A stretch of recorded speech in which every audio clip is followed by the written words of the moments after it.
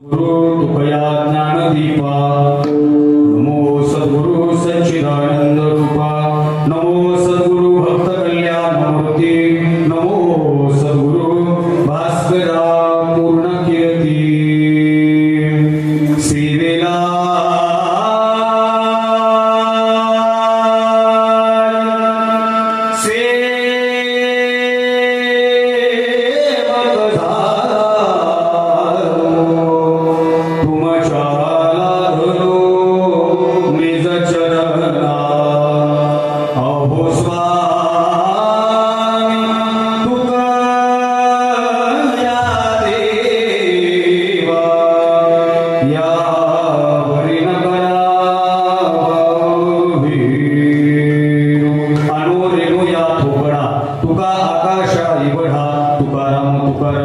नाम घेता प्रियम धन्य तुकोबा समर्थ जेने केला हा पुरुषार्थ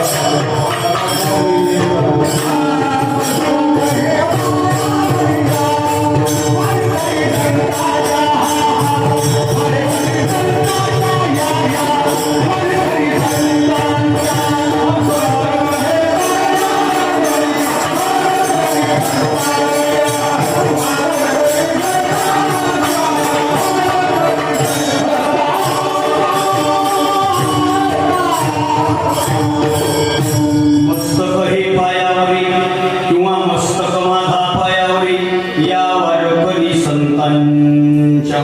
मस्तक पायावर आणि माय बाबा हो हे मस्तक कुठं तरी नतमस्तक झालं पाहिजे. हे मस्तक जर कुठंच नतमस्तक नाही ना झालं बाबा तर कपाळमोक्ष होण्याची शक्यता जास्त असते. आता कपाळमोक्ष शब्द कळलं नाही कळलं तर पुरं फुटायची शक्यता जास्त असते. म्हणून थोडं नम्र पाहिजे. नम्र झाला होता तेने कोंडिले अनंता. हे मस्तक असं नतमस्तक झालं पाहिजे. कुठं नतमस्तक झालं पाहिजे? पायावर नतमस्तक झालं पाहिजे. आणि कोणाच्या पायावर झालं पाहिजे याला अनन्य साधारण महत्व आहे. उठसूट कोणाच्याही पाया पडून पोट भरत नसतं. पाया कोणाच्या पडावं याला लई मोठं महत्व आहे. आता तुम्ही नेमकं तेलंगणात येतात आहेत सगळे मराठी माणसं. थोडं तेलंगणा सोडून पलीकडे गेलं कधी आता सध्या एक पाया पडायचा मोठावट मोसम सुरू झालाय. मोठावट मोसम सुरू झालाय.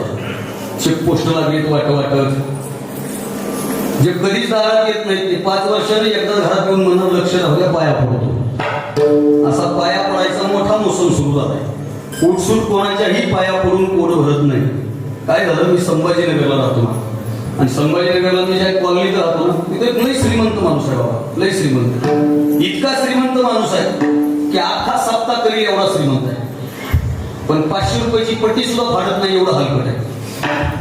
काय करायची त्याची श्रीमंती? गंज श्रीमंत आहे पण उपयोग नाही. एके दिवशी त्याला भेटायला एक नेता आला. हा गडबडीने जाऊन नेत्याच्या पाया पडला आणि अर्ध्या तासाला त्या नेत्याचा नातू आला जो माझा वर्गमित्र होता कॉलेजला आम्ही सोबत होतो. हा पळत पळत गेला पुन्हा नातवाच्याही गाडीचा दरवाजा काढला त्याच्याही पाया पडला. ही काही गोष्ट मला पटली नाही. संध्याकाळी मी त्याला भेटायला गेलो. त्याला म्हणलं जे तुम्हाला महाराज कसं काय गेले? म्हणलं मी सहज आलो. तुम्हाला नाही तुम्ही सहज येणार नाही कसं काय आले सांगा. मी म्हणलं सकाळी तुम्ही मोठ्या नेत्याच्या पाया पडले तिथपर्यंत ठीक होतं. नंतर त्यांच्या नातवाच्या पाया पडले ही काही गोष्ट मला पटली नाही.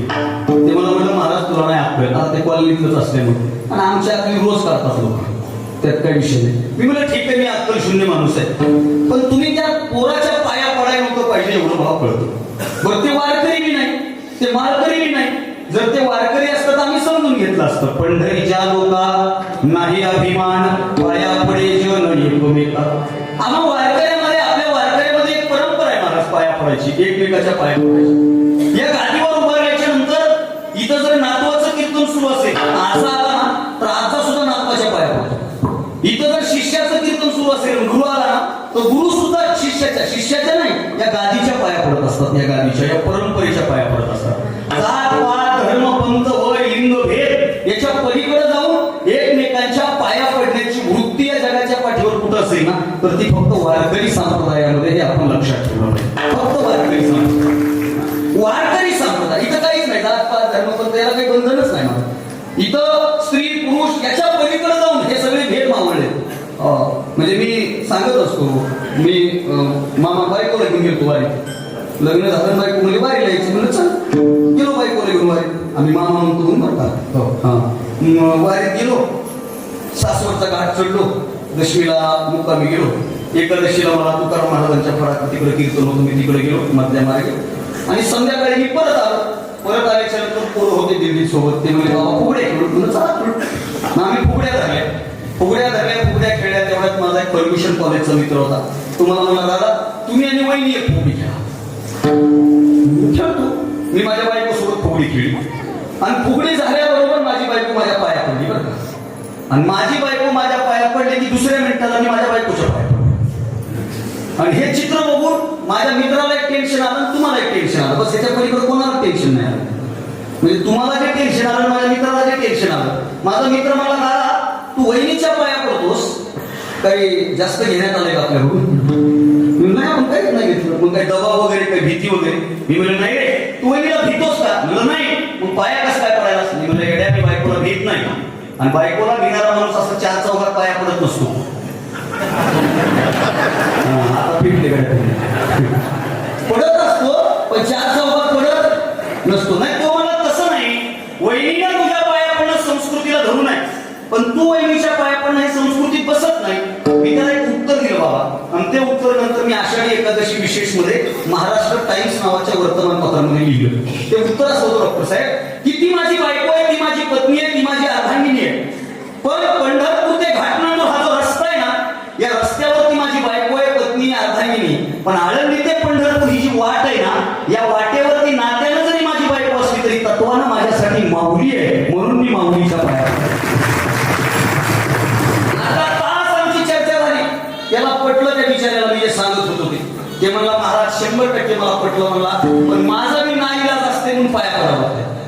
मी म्हणलं तुझा असा काय नाईलाज आहे? ते मला 4-5 बिड्या अडकलेत हो, आणि बिड्या अडकलेत म्हणून पाया पडावं लागतात. मायबाप भौतिक जीवनातले गुत्त्याचे, रस्त्याचे, पुलाचे, नदीचे, वाळूचे बिलं काढण्यासाठी नको त्याच्या पाया पडण्यापेक्षा इहलोकातलं आपलं बिल ज्यांच्या सही शिक्क्यामुळे देवाच्या दारात पारित होतं ना, त्या संतांच्या पाया पडणं वर्तमानात जास्त गरजेचं आहे. म्हणून मस्तक हे पायावरी, श्री संताची माथा चरणावरी, साष्टांग हे करी दंडवत. मस्तक ठेवना करी संतांच्या चरणा, संतांच्या पाया. बरं, याच्यात मी एक शब्द लय गोड आहे बरं का. मस्तक हे पायावरी, पण नुसत्या संतांच्या नाही, वारकरी संतांच्या. लई संत झाले बाजारात. मी सांगू नये, तुम्ही ऐकू नये. ते एक बाबा आता आमच्या गावाकडे फेमस आता तो इंस्टाग्रामला इकडे तिकडे सगळीकडे 14 जण त्याला उचलून घेत होते, असे हाताला घ्यायची उचलून त्याला, आणि ते फिरणाऱ्या पंख्यामध्ये हात घालायचा आणि त्याची धूळ भक्ताच्या कपाळावर लावायचा आणि त्याच्या पाठीमागं भजन वाजायचं. लट्टू मोत्यानं अवतार होता का कुठल्या राज्यातला होता माहित नाही आपल्याला. नंतर पुन्हा ह्या इकडे ह्या विदर्भाच्या साईडला वाशिम जिल्ह्यातला आहे बाबा, आता तव्यावर बसून बिड्या फुकू लागला. गरम तव्यावर बसून. मायबाप एकच वाक्य बोलतो, तव्यावर बसून आणि फॅन मध्ये बोटं घालून. जो समाजामध्ये गरमी पैदा करतो ना, तो कधीच संत नसतो. स्वतःच्या आचरणातून जो समाजामध्ये शीतलता प्रदान करतो ना, ते खरे संत असतात. त्यांच्या चरणावर मस्तक हे पायावरी, या वारकरी संतांच्या सांगतो तुम्हासी भजारे विठ्ठला, नाही तरी गेला जन्म वाया. करिता बरोबरी दुरावसे पूर्वी, भवासी पुरी वाहवसी. प्रस्तुत प्राप्त प्रसंग आपलं मोरे नरसापूर मंडळ, इछोडा जिल्हा आदिलाबाद तेलंगणा या आपल्या पुण्य पावन अशा नरसापूर नगरीमध्ये चालू असलेला अखंड हरिनाम सप्ताह, ज्ञानेश्वरी पारायण सोहळा व लक्ष्मण शक्तीचा कार्यक्रम आपल्या या पुण्य पावन नगरीमध्ये श्री हरिभक्ती परायण गुरुवर्य न्यायाचार्य महंत नामदेव महाराज शास्त्री यांच्या कृपाशीर्वादानं भगवान गडाच्या अधिपत्याखाली आणि आपल्या या गावातल्या सर्व आयोजक नियोजक संयोजक, या गावातील सगळे मित्रमंडळ, या गावातले तरुण मित्रमंडळ, या गावातले ज्येष्ठ नागरिक, आभार वर्ग, या सगळ्यांच्या संयोजनातून संपन्न होत असलेल्या अखंड हरिनाम सप्ताहातील 4थ्या दिवसाची कीर्तनरूपी सेवा आयोजक नियोजक संयोजक या सगळ्यांच्या वाट्यानं सगळ्यांच्या आज्ञेने माझ्या वाट्याला आली आहे. भगवंत जशी बुद्धी देतील तशी आपल्याला ही सेवा पुढे घेऊन जायची आहे. फक्त 2 नम्रतेच्या विनंत्या करणार आहे. त्यातली पहिली विनंती करणार आहे, फ्रेश बसा बघा. तुम्हाला काय काम आहे का? काही टेन्शन आहे का तुम्हाला? हे आता माझा निष्ठा, तुम्हाला कशाला टेन्शन आलं? तर फ्रेश बसा. मला लोक कीर्तनात फ्रेश लागतात, माझा स्वभाव तसा. नाही तर लोक कीर्तनात असे बसते जसं काय आता 11 वाजता मला फुकायचं. असं बसू नका, मी पाया पडतो. मी लहान आहे वयानं, पण मला जे वाटतं ते मी स्पष्ट बोलतो. जरा मोकळं असतं आणि मोकळं असायचं, एकदम आनंदात असायचं. आणि जिंदगीत मी नेहमी सांगत असतो, जिंदगीत एनी टाइम फ्रेश बसायचं, एनी टाइम. आयुष्याचा प्रत्येक क्षण शेवटचा क्षण म्हणून जगायला सुरुवात करायची. आपले इतके श्रीमंत माणसं जगाच्या पाठीवर कोणीच नाही. आता तुमच्या गावात मी पहिल्यांदा आलो. मला मागच्या वर्षी फोन केला होता, त्याच्या आधी फोन केला होता, पण तारखेचं थोडं, आणि या वर्षी सगळ्यांनी महाराज यावंच लागतं. म्हणून या सगळ्यांच्या प्रेमापोटी मी इथं उपस्थित आहे. मी इतक्या लांबून आलोय तरी मी फ्रेश आहे, फ्रेश आहे. आपण किती लांबून आले? महाराज लांबून हे दाबून हल्ले म्हणून जरा फ्रेश बसू. तसं नाही, जरा फ्रेश बस. माझा स्वभाव तसा. कीर्तनात तर फ्रेश पाहिजे, पण कीर्तनात लोक असे बसते गावागावात जावं. इथलं नाही. असं महाराष्ट्रावर फिरलं ना, महाराज माझ्यासारखा गुलाबाच्या फुलासारखा टवटवी, पक्वाचे कमळाचे फुलं तुम्ही कुंदून उगवली, भजनी सगळे झेंडूचे फुलं एका दोरी, आणि आमच्या समोर सगळे सूर्यफुलं. ते आपल्याला जमत नाही. जमत बजावले आता मोकळं झाला हसते. मसन वाटत तरी लोक सिरियस बसतात. असं ना आपल्या गावात आहे का नाही? आता परमनंट ठेवा तो आपला, त्याला काय घाबरायचे? असं तुमच्या भागात मसलवाड्या भाषणाची पद्धत आहे का? नाही चालू. तर पायी भागाला लई निवडीत आले भाषण करते इकडं सरळच आज या ठिकाणी आपल्या गावचे यांचं दुःख निधन झालं. आता निधन दुःखच असताना कोणी म्हणतात मारुतीच्या कृपेने हो ना. बरं ते बोलणाऱ्याला हलकट असते, त्याला नाव माहीत नसते तरी ते म्हणते त्यांचे माझे जिव्हाळ्याचे संबंध होते. आपण नाव कसं बरं ते कुणी ऐकते का भाषण? ते भाषण कुणीच ऐकत नाही. मसलवाड्यात बोलणारा असतो, मसलवाड्यात ऐकणार असतात, आणि मसलवाड्यात कोणाच्या तरी संदर्भाने बोलायचं असतं. पण मसलवाड्यात बोलणाऱ्याला किंमत नसते, मसलवाड्यात ऐकणाऱ्याला ही किंमत. ऐकत नाही कुणी भाषण. ते पाहुणेरावळे भाषण ऐकते, लहान बसते झाडाखाली आणि लय भाषण लागलं ना, आठ पारा पटकाय आठ बाकी मला पुन्हा नरसा करून जायचे तिकडं, पुन्हा तुमचं नाही आठ पारा. बरं ते घरातले माणसं ऐकतात का भाषण? घरातले माणसं टेन्शन मध्ये असतात ना त्या दिवशी, वाटणी कशी आपल्या हो तिरवीला महाराज कोणता आणायचा काय त्या टेन्शन मध्ये असतात. स्मशानात बोलणाऱ्याला किंमत नाही बाबा, स्मशानात ऐकणाऱ्याला ही किंमत नाही, आणि ज्याच्या संदर्भाने बोलायचंय त्याची किंमत संपली म्हणून आपण स्मशानात एकत्रित येतो. पण या जगाच्या पाठीवर एकमेव अशी जागा आहे जिथं बोलणाऱ्याला किंमत आहे, पण त्याच्यापेक्षा दुप्पट किंमत ऐकणाऱ्याला आहे. ती जागा म्हणजे ही जागा आहे. म्हणून श्रोत्यांनी फ्रेश बसलं. प्रभू तुम्ही महिषाची मूर्ती आनंदात बसते. मी हे मसलवाड्यात समोर सिरियस बसत नाही. तू माझ्या मित्राचा चुलता वारला गेलो मी जावं लागतं. आपल्यासाठी कुणी यावं मागून जावं लागतं. मसलवाड्यात एक जण आलं माझ्या जवळ, ते म्हणलं महाराज लय वाईट झालं. झालं आपल्या हातात काय? महाराज असं व्हायला नव्हतं काय? आपल्या हातात काय वरून ताक तुटली की तुटली. ते 2च वाक्य टेन्शनचे बोलणं ते लगेच मला म्हणलं महाराज पोरगी असेल तर बघा बघा पोराचं करायचं. आता टेन्शन मध्ये होता ना. मग जर स्मशानात लोक सिरियस बसत नसतील तर कीर्तनात सिरियस बस. कीर्तन ही आनंदाची ठेवा नाही. कीर्तन ही जाहीर सांगत असतो ज्याच्या आयुष्यात डिप्रेशन आहे, ज्याला वाटतं आपल्या आयुष्यात आता काही अर्थ नाही, बस आता आपल्या जगण्याला काही किंमत नाही, अशा माणसानं वारकरी संप्रदायाच्या सप्ताहामध्ये इथं येऊन तन मन धारण बसायचं. तो 10 वर्ष जास्त नाही जगला तर आपलं नाव बदला. आनंदाची ठेवा म्हणजे आनंदुरे आजी आनंदुरे सभायाभ्यंतरी अवघा परमानंदुरे. कीर्तनात देवाचं वास्तव्य असतं, कीर्तनात देवाचं अधिष्ठान असतं. म्हणून आपण कीर्तनात आनंदात बसलो. तुमच्या इथं लक्ष्मण शक्तीचा कार्यक्रम आहे. आमच्या मराठवाड्यात, आमच्या परळी भागात, आमच्या सगळ्या परिसरात गावागावात रामायण होतं. रोज रामायण होतं. इथलं माहित नाही आहे का इथं? वा, एक वाचक असतो, एक सूचक असतो. बाबा या लोकांनीच रामायणाची परंपराची बद्दल एकदम साध्या भाषेत, एकदम साध्या भाषेत. ऐकायला कमी लोक असतात पण सांगतात तेवढेच पूर्ती. आमच्या गावातले काही लोक काही महिला मंडळ जास्त असतात आमच्याकडे पूर्ती. इकडं कोण असते? महिलाच असते. पुरुषांना काम असते तर साहेब महिला जास्त असतात पूर्ती. पण आमच्या इकडे महिला रिकाम्या हाताला जाईनात सध्या. पूर्तीला जाताना ते असा कापूस घेऊन जाते. एके दिवशी मी गेलो रामायणाच्या सहज गावामध्ये होता, सुंदर प्रसंग चालू होता. आमच्या गावात सांगलं बरं का, आमच्या गावात रामायणाचे लय गोड सांगते. त्याचे डोळे झाकते, एकदाचे डोळे झाकते की डायरेक्ट आरतीलाच काढते. इतकं गोड सांगते की श्रीराम असं बेबीच्या देतात. मग मी गेलो त्या दिवशी नेमकं हनुमंतरायांनी केलेला सीन चालू. सीन म्हणजे प्रसंग हनुमंतरायांनी केले.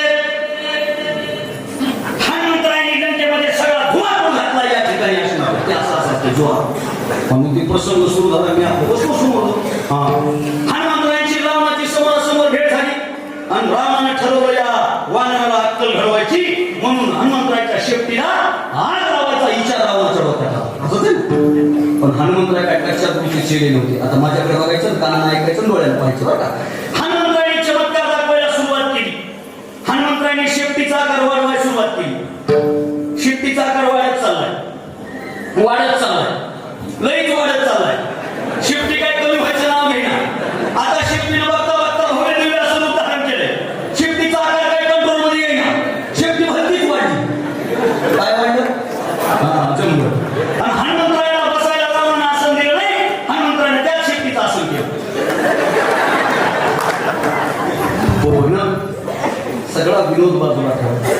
त्याच रामायणात, त्याच लक्ष्मण शक्तीमध्ये एक रिकामा पाठ ठेवलेला असतो, रिकामा आसन ठेवलेलं असतं आणि त्या रिकाम्या पाठाला हळद कुंकू लावलं जातं. त्या आसनाला हळद कुंकू लावलं जातं. तुम्ही जर कधी कथा पाहिल्या, ढोबाबाची कथा वगैरे पाहिली तर उजव्या हाताला एक घोंगडी रिकामी ठेवलेली असते. तो रिकामा पाठ, ते आसन, ही घोंगडी कशासाठी असते तर जिथं रामायण असतं तिथं साक्षात हनुमंतराय येऊन स्थानापन्न होतात. ही रामायणाचार्यांची श्रद्धा आहे. तशी आम्हा वारकऱ्यांची श्रद्धा आहे. जिथं कीर्तन असतं ना तिथं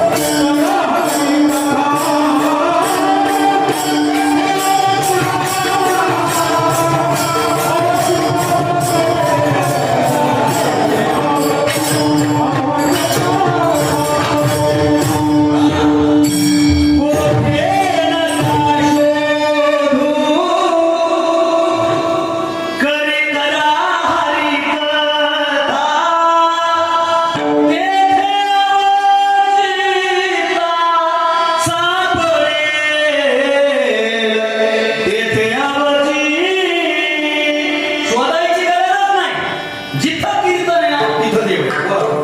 मग आता तुम्ही बसले का कीर्तना? तुमच्या प्रत्येकाच्या बाजूला कोण बसलाय? कोण बसलाय? बघू नका. एका गावात मी असंच म्हणलं, प्रत्येकाच्या बाजूला देव बसलाय. ते म्हणायचं म्हणत महाराज तू पहिल्यांदा आलेस गावात, तुला काय माहिती याच्या कुठाने? लगेच बाजूच्याकडे बघते. तसा विचार केला विस्ताराला वेळ नाही आपल्याकडे. देव दुसरीकडे नाही. मम वंशो सर्वा घटीराम. मग मला सांगा आता कीर्तनात देव, मग जिथं देव आहे तिथं दुःख आहे का आनंद आहे? बोला पटकन. आनंद. आपल्या गावात इतकं सुंदर मंदिर आहे. आपल्या गावात असा एक तरी माणूस आहे का मंदिरात त्याला दुःखी झाला? मंदिरात गेला दुःख होतच नाही ना. त्याच मंदिरात जर शेजाऱ्याला फोर व्हीलर गाडी तुझा आणली तर मग मी सांगू शकत नाही. कारण माणूस, बाबा खरं सांगू का, माणूस आपल्या दुःखामुळे दुःखी नाही, दुसऱ्याच्या सुखामुळे जास्त दुःखी आहे. जाऊ दे, मी लांबलं सांगत नाही, आमचं सांगतो. महाराजाला तारीख नाही हे महाराजाचं दुखणं नाही, आपल्यापेक्षा दुसऱ्याची डायरी पुढे. हीच फक्त अडचण आहे, दुसरं काहीच नाही. मग आनंदात बसायचं. आता मी पहिल्यांदा आलो तुमच्या गावात, पहिली वेळ आहे. आता ह्या गावात कोण श्रीमंत आहे कोण गरीब आहे आपल्याला माहिती. आता कीर्तन झाल्याच्या नंतर कोण कितीची नोट देऊन पाया पडेल ह्याच्यावर ठरवी तुम्ही, आपल्याला माहित नाही. पण लक्षात ठेवा, एवढंच सांगतो पुढे जातो. कोण माणूस श्रीमंत आहे? ज्या माणसाकडे प्रचंड पैसा, प्रचंड प्रॉपर्टी आहे, घर बंगला गाडी जमीन, इकडे जमीन तिकडे जमीन, तो माणूस श्रीमंत नाही. जो माणूस रस्त्यानं चालत असताना त्याला पाहून दुसरा माणूस आनंदी होतो ना, तो गावातला नाही जगातला सगळ्यात श्रीमंत माणूस आहे. जगात नाही का आपलं सुरूच आहे ना, फोडीले गोरी दिसे जैसा तोंडावरी. एकदम आनंदाच्या वातावरणात पहिली गोष्ट फ्रेश बसायची. आणि दुसरी विनंती, अभंगामध्ये प्रवेश. बेबीच्या लेटापासून सगळ्याला विनंती आहे, जेव्हा जेव्हा देवाचं भजन होईल तेव्हा तेव्हा प्रत्येकानं हाताने टाळी वाजवायची, मुखानं नामचिंतन करायचं. जे खुर्च्यावर बसले त्यांनी पायात चपला काढून ठेवायच्या, कुणीही पायात चप्पल ठेवायची नाही. वाट्यावर, गाडीवर, स्टँडवर, ट्रॅक्टरवर, साऊंडवर, पोत्यावर, इकडं घरावर, जिथं जिथं लोक बसले पायात वाहनं फक्त ठेवायची नाही. बेंबीच्या लेटापासून विनंती, जेव्हा जेव्हा भजन होईल तेव्हा तेव्हा भजन करायचं. का भजन करायचं बरं माझ्याकडे बघा, माझ्या अभंगाला पार्श्वभूमी सांगून तिथं प्रवेश आहे. तिकडे बघा, इतकी वर्ष झालं आपल्या गावात सत्ता होते. की तो सत्ता आहे कळत नाही तेव्हापासूनचा. एवढी महाराज मंडळी तुम्ही पाहिली, एवढी महाराज मंडळी तुम्ही ऐकली. आजचं बी महाराज तुम्ही बघताय, आजचं बी महाराज आले ना. आता महाराजाला कोण मिठी दिली बोलायला? अगोदरचा काळ होता, बाबा आले का, आता कोण आले का नाही रे महाराज आजचं? नाही का तिकडून निर्मल कुणी ट्रॅफिक मध्ये आले तर तिकडून ये म्हणावं, असंच बोलते महाराज. बाबा मी लय स्पष्ट माणूस आहे. अगोदर जे हरी गेला होता, अगोदर जे हरी घालायचे लोक, जे हरी महाराज, महाराज जे हरी. आता काही लोक आम्हाला जे हरी घालते, सोयाबीन जे जास्त झालं, हरभऱ्याला भाव चालला, जय जय महाराज, महाराज जे हरी म्हणलो नको म्हणू. आम्ही काय तुला अर्ज केलाय का तुला जे हरी म्हणून मागे लागलो? भूमिका बदलली. इतक्या वर्षात एवढी महाराज मंडळी आली, इथं उभी राहिली. सांगा बरं खरं खरं, इथं उभं राहणारे महाराज मंडळी तुम्हाला काही मागितलं का? मागितलं का? जे काही मागायचं ते अगोदर संयोजकाला मागितलेलं असतं. त्यामुळे तुम्हाला मागायचा काही संबंध? मागितलं तुम्हाला काही मोठा बेटा द्या, आई तुम्हाला काही मनी बिनी काही कानातले वगैरे काही मागितले का? नाही. बरं मागितले का आपण देता का? तुम्ही आणखी काढून घेता ना, तुला द्यायचं असते. आता खरं सांगा, इथं उभा राहणाऱ्या महाराज मंडळींनी तुमच्याकडून अपेक्षा काहीच केली नाही. इथं उभा राहणारा महाराज ज्ञानी असेल, अज्ञानी असेल, इथं राहणारा महाराज सुरज्ञ असेल, सुरज्ञ नसेल, इथला महाराज तारात असेल, सुरात असेल, नसेल, इथला महाराजाकडे वक्तृत्व असेल, नसेल, इथल्या महाराजाकडे विद्वत्ता असेल, नसेल, पण इथं उभा राहणारा जो कुठला महाराज आहे तो महाराज बेंबीच्या लेटापासून तुम्हाला एकच विनंती करतो, हातानं टाळी वाजवा आणि मुखानं देवाचं भजन करा. दुसरं काही मागितलं का? करटाळी बोला मुखीना. आता खरं सांगायचं बरं का, पट्ट बोलायचं जमलं, खोटं कुणीच बोलायचं नाही. खरं सांगा, महाराजांना सांगितल्याशिवाय भजन करतो का आपण? उगं मोकळं सांगा नाही. बरं आता पुढचा प्रश्न, सांगितलं तरी करतो का? आणि सांगितल्याच्या नंतर जर सगळ्या लोकांनी भजन केलं असतं तर फाट्याच्या पलीकडे आवाज गेला असता नाही. मग सांगितलं तरी करतात का? नाही. आता दुसरा नाजूक प्रश्न, तुम्ही भजन केलं काय नाही केलं काय, महाराजाचं काय नुकसान आहे? हाय काय नुकसान ते मला म्हणणार आहेत का 5,000 कमी घ्या उलट बघा जेवण करताना म्हणले मला 10 मिनिटं जास्त बोला 10 जास्त लिहू हा महाराजाचं काय सोडावं महाराजाची काय ऐकत आहे काय अवकात आहे महाराजाची 12व्या शतकापासून संतांनी आम्हाला भजन करा म्हणून सांगितलं आणि समाजानं भजन केलं नाही लोकांनी भजन केलं नाही याच्यामध्ये संतांचं काय नुकसान झालं ज्ञानोबारांची महती कमी झाली नाही उलट ज्ञानोबारांच्या शिखरावर सोन्याचा कळस चढला इतकी महती वाढली दुसरं काय पाहिजे दुसरं काय पाहिजे सांगा येथे कोणाचे काय वाद केले ज्याचे ज्ञाने अनहित केले इथं सांगणाऱ्याचं नुकसान नाही इथं महाराजाचं नुकसान नाही इथं उभारणाऱ्या वक्त्याचं गायकाचं वादकाचं या लोकांचं नुकसान नाही याचं नुकसान कोणाचं आहे तर जे भजन करत नाहीत ना तेच काकड्याचं गोड प्रमाण आहे ज्ञानोबारांनी काकड्यात सांगितलंय वाज तसे